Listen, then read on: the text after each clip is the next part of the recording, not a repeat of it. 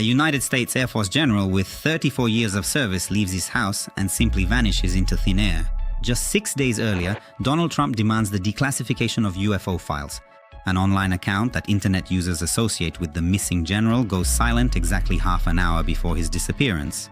And this is not an isolated case. Within 9 months, 2 researchers die in front of their own homes and 3 more disappear without a trace.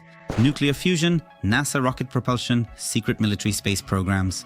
The deeper you start to dig into this, the more terrifying the picture that begins to emerge. Are these mysterious deaths and disappearances of top scientists pure coincidence?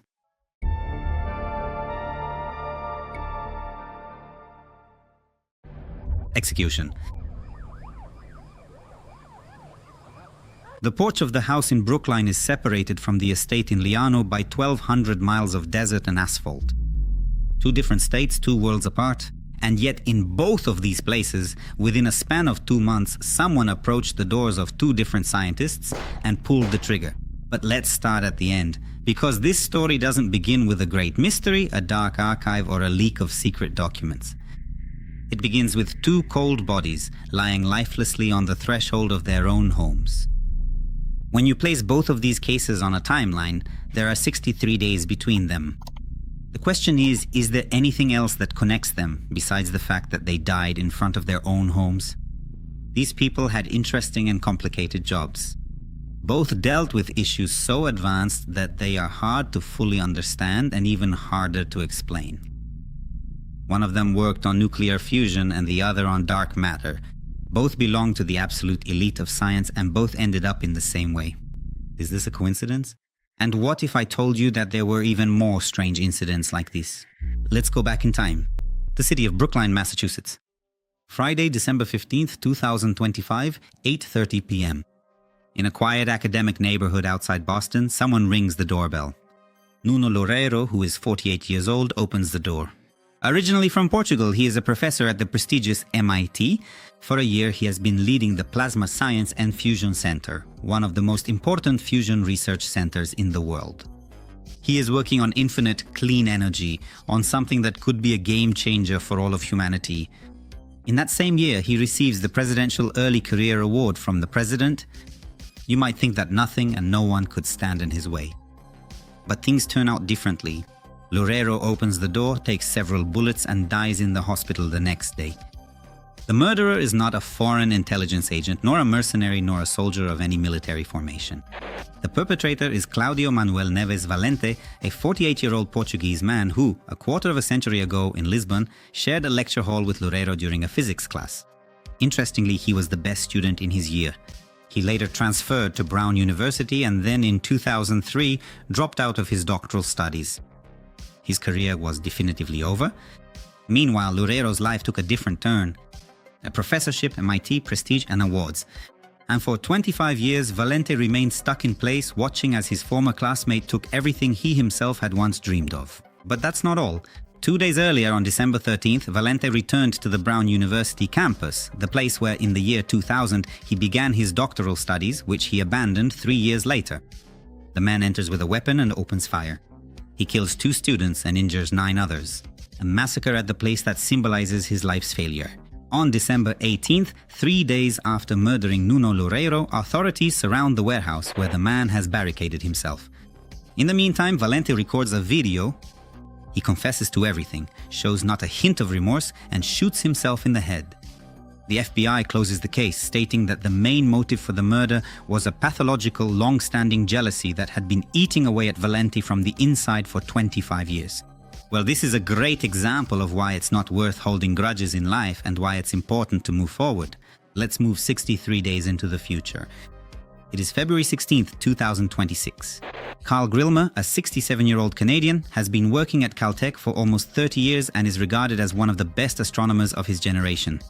The man studied dark matter and galactic structures. Carl moved to the desert to observe the stars. He settled in the town of Liano, 75 miles from Los Angeles. At 6:10 in the morning, the man steps out onto the porch of his house and is shot dead. The perpetrator is Freddie Snyder, 29 years old, caught the same day after a chase. After shooting Grillmair, he threatened his own mother and stole someone's car. And you know what's the worst part? On December 20th, 2025, less than 2 months earlier, Grillmair catches Snyder on his property with a loaded gun. He calls the police and Snyder ends up behind bars. On February 5th, 2026, the court dismisses the charges. The reason? Snyder had no prior record and had completed a hunter safety course. The court decided that was enough. The man was released. 11 days later, he would stand at Grillmair's door again. This time, he didn't come just to watch. It really sounds like some kind of grim joke. A guy walks onto your property with a loaded gun. You make sure he gets put behind bars, and the system lets him out after a few weeks because he didn't have a record. And no one, absolutely no one, bothered to check if the guy might want revenge. 2 murders, 2 scientists who were leaders in their respective fields. And sure, both cases can be explained in a fairly simple way. But as the months go by, the number of victims starts to grow. Okay, my friends, I'm forced to beg. I'm slowly approaching 50,000 subs on the channel and I could use a little help from you. I would be very grateful. Maybe we can make it happen by the end of the summer holidays. Oh, and one more thing. If you'd like to hang out during live streams, they're every other Friday of the month on YouTube and on Kishi. You're welcome to join. Scientists. 5 names, 9 months. 1 map of anxiety. In that same time frame, an American general disappeared. A rocket engine engineer and a pharmacologist vanished without a trace. So it's no wonder that people started connecting these cases. But now I'll lay it all out for you step by step, chronologically, fact by fact, until maybe you'll see why people started to doubt the official version of events. June 22nd, 2025. Angeles National Forest, California. Mount Waterman. Monica Jacinta Reza sets out on a hike with 2 people referred to in the records as Subject A, her client from the wellness industry, and Subject C. Monica Reza is 60 years old, and she has spent 30 of those years working at the highest level in materials engineering. She worked, among other places, for Aerojet rocket design and at the prestigious Jet Propulsion Laboratory, which is part of NASA. These are important facts, but they are not the most crucial in this whole case. Reza is the chief architect of a nickel superalloy called Mondalloy. It is a unique material that can withstand the extreme pressure and temperatures found in next-generation rocket engines. Thanks to Mondalloy, the United States is no longer dependent on Russian RD-180 engines. This is not just some academic curiosity. Behind the molecular structure of the metal alloy lies a pillar of US national security. Meanwhile, Reza is descending a steep slope. Her companion claims that at that moment she was about 10 or 20 meters behind him. When the man turns around, the woman is gone. He calls out to her, nothing. She vanished over a distance that you could cover on foot in just a few minutes. A search operation begins. Helicopters, drones, tracking dogs, thermal imaging. The dogs pick up a scent but lose it near a hat found in the ravine. To this day, there is neither a body nor any trace. Now move forward on the timeline by half a year. December 12th, 2025, 3 days before the Loureiro murder, Jason Thomas leaves his home in Wakefield, Massachusetts just before midnight. The man is 45 years old, a scientist at Novartis working on innovative medicines. As he leaves the house, Jason leaves behind his phone, wallet and smartwatch and disappears. A month earlier, Thomas experienced a personal tragedy. His mother died of dementia, and just 90 minutes later, his father suffered a heart attack and passed away in his arms. The search is launched. The tracks lead to the half-frozen Lake Quanapawit, but ultimately the police do not find the man. It is only 3 months later, on March 17th, 2026, after the thaw, that the police find Jason's body. The authorities announce that there is no evidence of third-party involvement. So it's June when Reza disappears in the mountains. December when Thomas goes out at night and doesn't return. 3 days later, Loureiro is shot, and in February, Grillmair dies in front of his house. But that's not the end, because on February 27th, 11 days after Grillmair's death, Major General William Neal McCasland vanishes into thin air in Albuquerque, New Mexico. 34 years in the US Air Force, a PhD from MIT, commander of the Air Force Research Laboratory at Wright-Patterson Base, where he managed a research and development budget worth $4.4 billion. Director of Special Programs and Acquisition of Space Technologies. His wife leaves for the doctor at 11 in the morning, returns at 12:04, and the general is gone. He left his phone and glasses behind. However, his wallet, a red backpack, and a revolver in a leather holster were missing. The family noticed that this was strange because the man never took that weapon with him on walks. William McCasland disappeared and has not been found to this day. Okay, but it's time to ask ourselves the most important question. Is there anything that connects these 5 names? Reza invented Mondaloy. McCasland managed the AFRL budget from which Mondaloy was funded. Both operated within the same structure in the same special programs. Loureiro led research on nuclear fusion, that is, on energy with the potential to change the global balance of power. Grillmair studied dark matter at Caltech. Thomas worked on chemical innovations at one of the world's largest pharmaceutical companies. 5 people, 9 months. Each of them operated in a field that either directly concerns national security or is worth billions. 2 murders, 2 disappearances, 1 death on a frozen lake. Imagine hearing about these cases for the first time. You don't know the details, you don't know about Valente's envy or that Snyder was released.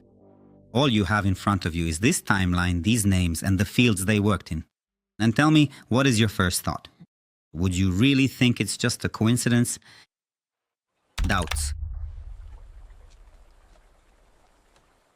Let's go back to Monica Reza because there are some disturbing facts in the story of her disappearance. On June 29th, the case was taken over by the Homicide Department's Missing Persons Unit. It's standard procedure, but it can spark the imagination when, after a week of a woman's disappearance, the case ends up on the desk of people who deal with murder investigations every day.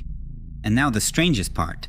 4 days after the disappearance, while helicopters are still flying over Angeles National Forest and no one has officially lost hope yet, someone creates a profile for Monica Reza on the Find a Grave website. This is a website for marking the graves of deceased people. Someone lists her burial place as Green Burial in Angeles National Forest. Green Burial, a procedure that requires a body. A body that, after all, is missing. To this day, it has not been determined who was responsible for creating that profile. Let's move to Albuquerque because I haven't told you everything yet about General McCasland's disappearance.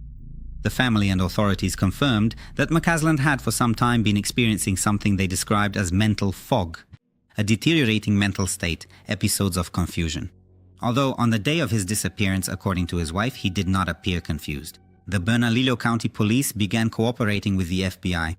Dogs were deployed as well as helicopters equipped with thermal imaging systems. A grey sweatshirt with a US Air Force logo was found on one of the trails.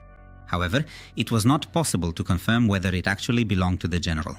In his second home in Colorado, a pair of trekking shoes was found, similar to the ones he was believed to be wearing on the day he disappeared. According to the official police statement, an accident may have occurred. The man got lost and neurological problems, advanced age, and the unforgiving terrain took their toll. There is no evidence to suggest that someone might have helped him disappear. So far, no body has been found, the backpack has not been recovered, and there is no trace of the revolver. Jason Thomas, who went missing and was later found in the lake, did not leave a note or any message behind. The police are closing the case, claiming that there is no evidence of third-party involvement. We are now at the point in the episode where you can still argue that these mysterious deaths and disappearances are not material for conspiracy theories. However, the truth is that for many people this is a ready-made scenario. A conspiracy. Shortly before these events, Netflix released a series based on Cixin Liu's book The Three-Body Problem, in which an alien civilization sabotages Earth science, driving the best physicists to madness and death. A year later, in the real world, physicists start dying, and suddenly, for some, fiction becomes reality. And that's more or less how it looked when the names Loureiro, Grillmair, Reza, Thomas and McCasland started circulating online. Someone wrote that this is the three-body problem, only in real life. And from that moment on, the avalanche was unstoppable. Even if you don't believe in conspiracies, it's worth taking a closer look at these mechanisms. The internet took real events and turned them into something that a good investigative journalist would hardly dare to do. It built a theory that has 3 layers. Each subsequent layer is even more original than the previous one, and each is based on a real event. The first layer is wet work. This is a hypothesis about organized sabotage. In this version, Claudio Valenti is not a jealous loser but a sleeper agent, and the massacre at Brown University is a bloody theater. A smokescreen staged solely to conceal the real objective, the elimination of the director of thermonuclear fusion from MIT. Snyder is not a random criminal either.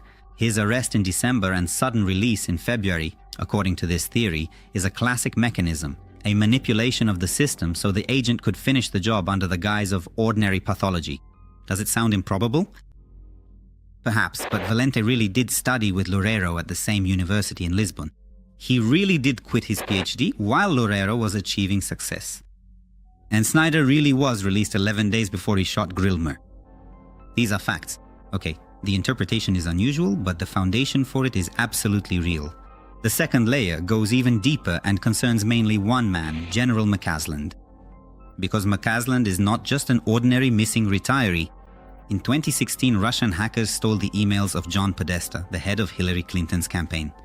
In those emails, Tom DeLonge, the musician from Blink-182 who has been running a UFO research organization for years, writes directly that McCasland knows about all the craft recovered from Roswell, that the wreckage is kept at Wright-Patterson, in the very same base that McCasland managed. On February 21, 2026, Donald Trump publishes a demand for the full declassification of UFO files on Truth Social. 6 days later, McCasland disappears. An account on the X platform called TMB Spaceships, which internet users attribute to McCasland, stops posting 30 minutes before the general's disappearance. The general's wife firmly denies this narrative, saying that McCasland never had any knowledge of alien wreckage and that DeLonge tried to legitimize himself by invoking the name of a real general. And this is where the third layer of the conspiracy emerges. An anonymous OSINT organization called the Sentinel Network publishes a document on Substack titled The Long Count. It is a list of people connected to AFRL who died or disappeared under suspicious circumstances. Reza, who invented Mondaloy, McCasland, who managed the budget related to this metal, and Reza's mentor Dallas Hardwick, who died of cancer in 2014 and was under McCasland's structures. In this narrative, Mondaloy ceases to be a human invention. It becomes a technology obtained through reverse engineering of extraterrestrial objects, and every person who worked on it is systematically eliminated. Internet users have no intention of letting go. They pull out files from the 1980s originating from the United Kingdom. Between 1982 and 1990, more than 25 scientists working for GC Marconi, a company producing military systems as part of Reagan's Star Wars program, died there under suspicious circumstances. Murders, tragic car accidents, falls from heights. No one proved a conspiracy at the time, but no one disproved it either. And now, 40 years later, people are starting to look for similarities in the USA. Interestingly, the list created by the Sentinel Network includes more than 5 names. 4 days after Monica Reza disappeared in the state of New Mexico, Melissa Casillas, an employee of the Los Alamos National Laboratory, goes missing. The same Los Alamos where work on the atomic bomb was carried out in 1945. And which to this day remains one of the most heavily guarded research centers on the planet. Cassius leaves her house, leaves behind her wallet and keys, and her phones have been reset to factory settings. The woman walks out into the desert and never returns. So within a span of 4 days in 2 different states, 2 women connected to the American military-industrial complex head out into the field and vanish into thin air. But there are more names. On October 25, 2025, at Wright-Patterson Air Force Base in Ohio, a double murder and suicide takes place. Jacob Pritchard, his wife Jamie Pritchard, and Lieutenant Jamie Gustitos are killed. All 3 worked at the same base. Gustitos had TSSC clearance, which is the highest level of access to classified information, and he worked in the 11th AFRL wing, the Human Performance Wing. Let me remind you, Wright-Patterson is the same base that was commanded by McCasland, the same one that DeLonge, in emails to Podesta, indicated as the place where the Roswell wreckage was stored. Officially, the case of the Pritchards and Gustitos was classified as domestic violence. It's just that when you place their names on a timeline, things start to get even stranger. A representative of the Sentinel Network writes directly, I quote, 6 people, 9 months. Each of them is connected to AFRL or to institutions directly funded by AFRL. 6 separate jurisdictions may make it harder to connect these cases. Or maybe I have absolutely no idea what I'm talking about. Both of these options could be true. Do you remember when I mentioned the X account that was supposedly run by General McCasland and went silent 30 minutes before his disappearance? Well, the Sentinel Network looked into it more closely. Since November 2022, it has published 1,645 posts. The topics? Exotic electric drives and plasma physics. The profile description reads, 38 years of active service. PhD? Engineer. McCasland retired from service in 2013 after 34 years of work. Theoretically, it fits perfectly, but there's something else. The same account previously claimed that the death of Major General John Rossi in 2016, officially classified as a suicide, was actually a murder because of nuclear weapons transfers. Someone running that account was bringing up topics that, if they turned out to be true, could pose a real threat to the owner of that account, and then there was silence. I mentioned to you earlier about Trump's post on social media, where he demands that the UFO files be declassified. That post was a reaction to an earlier statement by Barack Obama, who publicly declared that aliens are real. 6 days later, Trump wants declassification, and another 6 days after the president. McCasland? He leaves his house and never comes back. Congressman Eric Burleson publicly confirms that McCasland is definitely connected to the UAP topic. Ross Caldhart, an investigative journalist, calls his disappearance a serious national security crisis. It's worth mentioning former US intelligence officer David Grush, who testified under oath before Congress that he has, I quote, personal knowledge of people killed to conceal UFO technology. Apparently, even the FBI director, Kash Patel, launched an investigation into whether witnesses connected to the UFO topic have indeed disappeared without a trace. Now let's return to Mandaloj. Earlier, I told you that this metal alloy might somehow be connected to the UFO topic. But I didn't explain why. The name Mondaloy is partially derived from the name Monica. It was her invention, her brainchild. Before this material was created, the United States couldn't launch its heaviest spy satellites, the NRO, into orbit. Without Russian engines, the RD-180. Think about that. The greatest military power on Earth was dependent on engines produced by a country with which it was about to enter into a strategic confrontation. Mondaloy changed that. It made it possible to build the AR-1 engine and cut Russia off from one of its most powerful bargaining chips. And when did this happen? In March 2022, Russia cut off servicing of the RD-180 due to the conflict in Ukraine, making Mondaloy crucial. According to the Sentinel network, only 3 people had full control over this technology. Dallas Hardwick, Reza's mentor, who died of cancer in 2014. Monica Reza, the chief architect. And McCasland, who managed the budget at AFRL. 3 links in a single chain which have now been broken. But wait, before you call me a hardcore conspiracy theorist, let me give you a few more facts from the history of the 1980s, where 25 scientists from the Marconi Company, connected to Reagan's Star Wars program, lost their lives under rather unusual circumstances. Arshad Sharif, 26 years old, tied a rope to a tree to his neck, got into his car and simply drove off. Wimal Dajib Bhai, 24 years old, fell from a bridge and a needle-sized puncture was found on his buttock. David Sands, 37 years old, was driving his car, suddenly turned around and crashed at full speed into a cafe. He had gasoline canisters in the trunk. Alistair Beckham, 50 years old, found dead in a garden shed, electrocuted. The British Ministry of Defence ruled that these were coincidences. No one has proven a conspiracy, but no one has disproved it either. Journalist Tony Collins documented all 25 deaths in the book Open Verdict. ABC Television aired a report about it titled Grave Secrets. And that's it. The case went quiet. But the Marconi case is not the only one. Precedent? 5 months after September 11th and the anthrax attacks, 11 world-class microbiologists die. Don Wiley from Harvard, whose car was found on a bridge and whose body was pulled from the river. Vladimir Pasechnik, a Russian defector from the Soviet biological weapons program living in England, suddenly dies of a stroke. Nguyen Van Set, an Australian researcher, dies from a nitrogen leak in a laboratory that, just a week earlier, had discovered an exceptionally potent strain of mousepox. Over time, this list grew to more than 100 names. The year 2003. David Kelly, the most important British expert on biological weapons, the one who anonymously told the BBC that the Blair government had falsified the report claiming that Iraq supposedly possessed weapons of mass destruction, says one sentence to the British ambassador before his death. "They'll probably find me dead in some forest." A few days later, they find him dead in the forest. Slashed wrists, an empty pill bottle. Officially, it's suicide. The autopsy results were sealed for 70 years. For some reason, no official autopsy was conducted until 2073. Theoretically, I could go on like this forever, but that's a topic for a completely separate episode. Do you notice a certain pattern?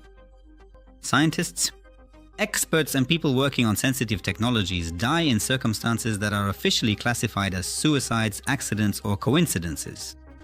The files are sealed for decades. Investigations are closed within weeks. And now let's go back to 2025 to 2026, where perhaps once again we're dealing with mysterious deaths. And okay, I'm not going to tell you that this is all a conspiracy. Perhaps we really are dealing with unfortunate coincidences with ordinary human tragedies. Look, together with me, which hypothesis actually makes sense? Hypotheses. Then for that, let's use Occam's razor, which is the principle that the simplest solution is usually the correct one. The thing is, even the simplest explanations in these cases raise some doubts. Let's take a closer look at each case. Substantial. Earlier, we focused on the map of connections. Now it's time to see what happens when we strip away all the layers of speculation and leave only the bare facts. Nuno Loureiro, the wetwork theory, assumes that a sleeper agent was given the order to eliminate the director responsible for the merger. However, the facts tell a different story. MIT officially confirmed that Loureiro was not working on anything classified. His research was open, published, and publicly accessible. What do we know about Valente himself? The man rented a car in Boston on December 1st. For 2 weeks, he drove back and forth, circling around the university. He was also repeatedly caught on surveillance cameras. Valente had 2 9mm Glock pistols with him. He recorded videos in which he admits to everything without a hint of remorse. 25 years of envy that ultimately led to tragedy. The FBI investigated the case. According to them, the murderer had a personal motive. Case closed. Grillmair. Nothing in Snyder's files indicates that this man was exceptional in any way. The system let him go even though it shouldn't have. Snyder should have been in prison, but the judge decided that a guy caught with a weapon in hand on someone else's property deserved a second chance. 11 days later, Snyder cold-bloodedly murders Grillmair, probably as an act of revenge. Jason Thomas had no military connections. He wasn't working on anything related to national security, and a month earlier he had lost both of his parents. In 90 minutes. It's really hard to ignore the simplest and most tragic explanation, that a man broken by grief went out at night and simply never came back. The only thing that makes me wonder about this case is that Thomas wasn't alone. He had a wife, so in theory he had someone to live for. The case of General McCasland is more complicated. On one hand, there are real neurodegenerative issues confirmed by his family. An aging man could have simply gotten lost in the mountains. Sandia, on the other hand, you have 34 years in the US Air Force, command over AFRL, special programs worth billions, oversight of black space programs.